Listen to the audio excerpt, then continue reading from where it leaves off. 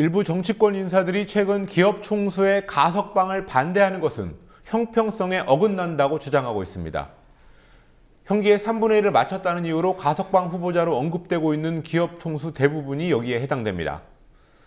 하지만 기업인뿐만 아니라 어느 누구도 형기 3분의 1을 마쳤다고 해서 가석방이 된 사례는 없었습니다. 노주민 PD와 함께 이 문제부터 살펴보겠습니다. 정치권에서 기업인을 가석방해주지 않는 것은 오히려 역차별이다, 이런 주장을 하고 있는데요. 이 주장을 정면으로 반박하는 자료가 오늘 나왔습니다. 네, 현행법상 형기의 3분의 1만 마치면 가석방 대상자가 될 수 있습니다. 정치권 일각에서는 이 조항을 들어서 이 기준에 맞는 기업 총수들을 가석방하자고 주장하고 있습니다. 그런데 정의당 서기호 의원이 오늘 현실과 동떨어진 이야기라면서 지적하고 나섰습니다. 실제로는 가석방 대상자들이 3분의 1이 아닌 3분의 2 이상의, 즉 70% 이상의 형기를 마쳤을 때만 주로 가석방이 되고 있다라는 현실과 전혀 동떨어진 이야기입니다. 지금 이 서기호 의원의 주장이 아주 구체적인 통계 자료가 있어요. 네, 그렇습니다. 법무부의 공식 통계를 통해서 확인된 부분인데요. 직접 보면서 설명드리도록 하겠습니다. 가석방 집행률 현황입니다. 2009년부터 올해 9월까지의 현황을 통계로 낸 건데요. 보시다시피 70에서 79% 정도의 형기를 산 경우부터 가석방이 대체로 이뤄집니다. 60에서 69%를 살고 나서 가석방이 된 경우가 있지만 극히 소수고요. 특히 80% 이상 형기를 마친 경우가 대다수를 차지하고 있습니다. 이른바 가석방 후보로 거론되고 있는 기업 총수들의 경우는 어느 정도 형기를 마친 걸로 되어 있죠? 네, SK그룹 최태원 회장을 비롯해서 대표적인 후보자 4명의 형 집행률을 살펴봤습니다. 대부분 절반도 채우지 못하는 것으로 확인됐는데요. 보시다시피 올해 12월 31일을 기점으로 최태원 회장의 경우에는 48%, 최재원 부회장도 마찬가지고요. 그리고 LIG 넥스원 전 구본상 부회장도 54%, 그리고 구본혁 전 LIG건설 부사장의 경우에는 28%밖에 마치지 못했습니다. 그리고 특사 시기로 언급되고 있는 3.1절을 기준으로 봐도 대부분 많게는 58%, 그리고 적게는 34%로 평균적인 그런 집행 시기인 70%에는 절대적으로 미치지 못하고 있습니다. 오늘 이 서기호 의원이 내놨던 자료와 주장, 그러니까 법적으로는 문제가 없지만 실제로는 통계가 그런 사람이 없다라는 거 아주 중요한 기사였습니다. 다음 기사로 넘어가겠습니다. 기륭전자 비정규직 노동자들의 오체 투지, 저희가 그저께 영상으로 보여드렸었는데 오늘 어떻게 됐습니까? 네, 행진을 시작한 지 5일째인 오늘 청와대를 향한 마지막 행진을 시도했지만 결국 가로막혔습니다. 행진단은 오늘 오전 9시쯤 광화문 광장에서 행진을 시작했습니다. 오체 투지, 말 그대로 머리와 두 팔, 두 다리를 모두 땅에 내던지는 동안 흰 소복은 금세 검게 변했습니다. 그리고 200m도 채 나가기 전에 경찰이 둘러쌌는데요. 경찰의 발 밑까지 이른 노동자들은 끝내 행진을 이어가지 못했습니다. 오후 2시 20분쯤에는 행진단 안내 차량을 몰던 행진단원 1명이 경찰과 충돌을 빚은 끝에 공무집행 방해죄로 연행되는 일도 있었습니다. 약 7시간의 대치 끝에 행진단은 청와대를 1.4km 정도 앞둔 광화문 광장에서 기자회견을 가진 뒤에 철수했습니다. 저 노동 문제에 관해서는 뉴스리뷰 후에 이번에 새로 민주노총 위원장이 된 분을 인터뷰를 전해드리겠습니다. 정부가 1월 1일부터 쌀 시장을 전면 개방합니다. 그런데 일주일도 남지 않은 시점에서 현행법에 이 쌀 개방이 위배된다라는 판결이 나왔다고요? 네, 지난 6월에 민주화를 위한 변호사 모임이 정부가 쌀 관세율을 결정하게 된 연구자료를 공개하라고 행정소송을 낸 일이 있었습니다. 연구보고서 공개는 기각됐습니다만 재판부는 쌀 시장을 개방하려면 현행법을 개정해야 한다고 판단했습니다. 재판부의 판결 내용을 먼저 보시면요.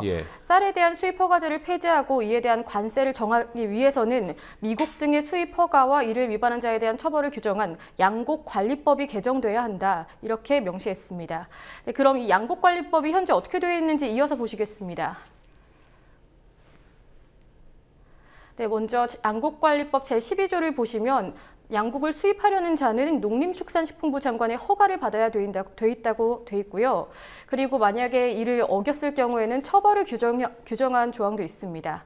10년 이하의 징역 또는 양곡을 시가로 환산한 가액의 3배 이하의 벌금에 처한다고 분명히 명시되어 있습니다. 정부는 그동안 법을 개정하지 않아도 쌀 관세화가 가능하다고 주장해 왔는데 법원은 정부 방침과는 반대로 판단한 겁니다. 예. 그런데도 불구하고 정부는 이미 WTO 세계무역기구에다가 1월부터 쌀 관세화, 그러니까 이게 쌀시장 개방인데요. 관세화를 시행하겠다라는 통보를 한 상태죠. 네, 그렇습니다. 하지만 민변 측에서는 WTO에 통보한 문서상 국내법적 절차가 우선되도록 돼 있기 때문에 지금부터라도 개정에 나서야 한다고 주장하고 있습니다. 예. 정부가 이제 내년에 쌀을 전면 수입 자유화하기로 한다는 내용으로 이제 세계무역기구에 문서를 보냈습니다. 근데 다만 거기에 이제 어떻게 되어 있냐면 필요한 국내 절차를 다 마칠 경우에 이렇게 하겠다라는 그런 조건이 붙어 있습니다.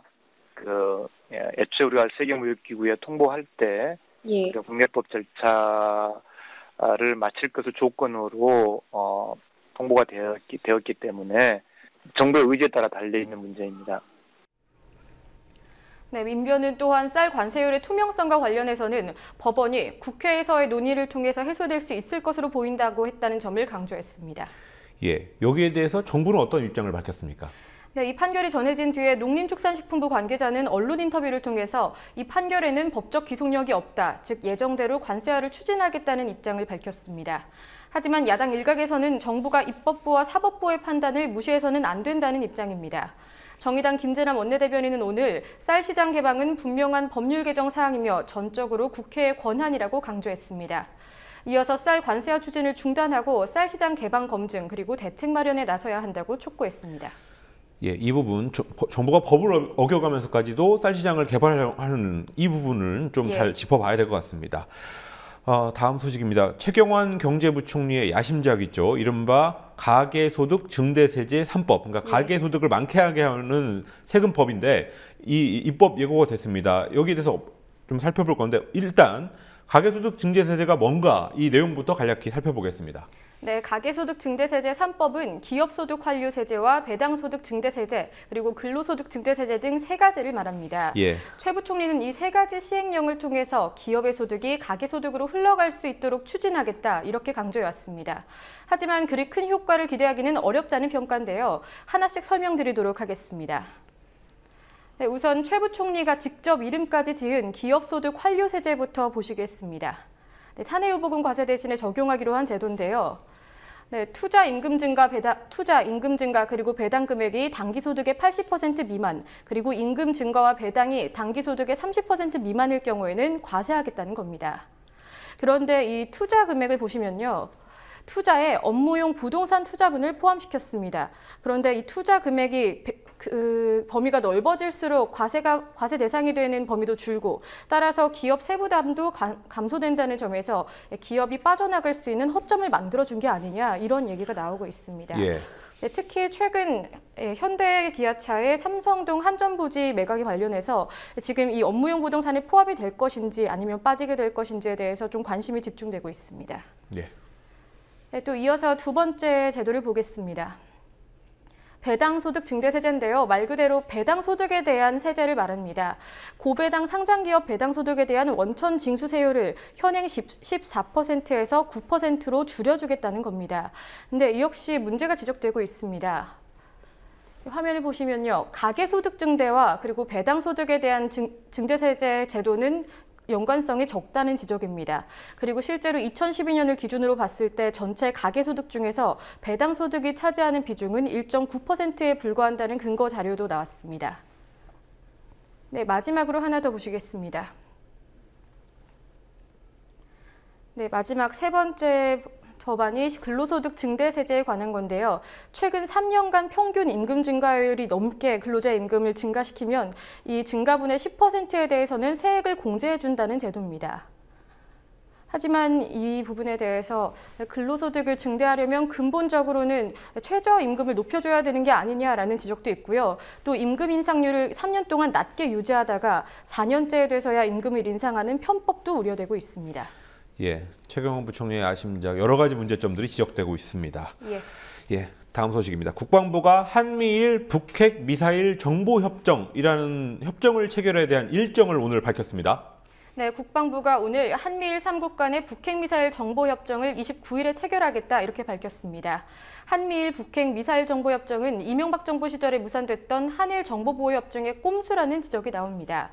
국방부는 한국과 일본이 포괄적인 군사정보를 주고받을 수 있었던 그 과거 협정과는 달리 이번 협정의 경우에는 미국을 거쳐서 공유되기 때문에 다르다고 설명하고 있습니다. 예.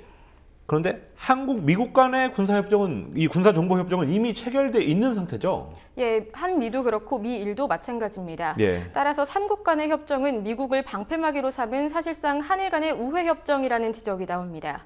일본과의 군사협정에 대한 반대 여론을 무마시키기 위해서 미국을 포함시키고 또 군사정보 공유라는 표현 대신 핵미사일 정보로 명칭을 바꿨다는 겁니다. 예, 이게 꼼수에 꼼수를 거쳐서 이런 식으로 추진이 되고 있습니다. 이번 협정이 시행되면 한미일 3국 간의 MD, 미사일 방어 공조 체제의 토대가 마련된다, 이런 평가가 있죠. 네, 그렇습니다. 이번 체결로서 한국형 미사일 방어, 그러니까 KAMD 작전 통제소가 북한 미사일 정보를 탐지하면 이것이 주한미군의 작전 통제소를 거쳐서 일본 MD 지휘 시스템까지 도달하게 되는 겁니다. 일각에서는 전작권 재연기 합의를 얻어낸 한국이 미국의 압박에 못 이겨서 이 체결을 받아들였다는 추측도 제기되고 있습니다. 예, 노지민 PD와 함께 뉴스 리뷰 진행했습니다. 수고하셨습니다. 예.